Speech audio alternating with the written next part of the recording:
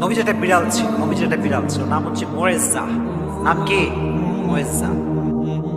বিড়ালটা হচ্ছে আমাদের আবেগের জায়গা, ভালোবাসার জায়গা, এবং বিড়ালের জন্য অধিক পরিমাণে ভালোবাসা, মায়া, আদর মানুষের মাঝে ঢুকিয়ে দিয়েছে একজন। তিনি কে?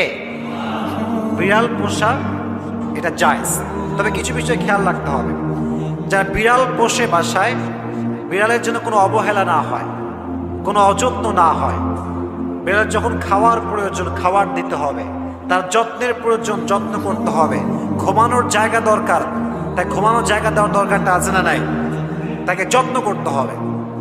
ইভেন হাদিসে এসেছে একজন মহিলা একটি বিড়ালকে আটকে রেখেছিল এবং তাকে খাবার দেয় নাই, তার যত্ন করে না, তাকে ছেড়ে দেয় নাই।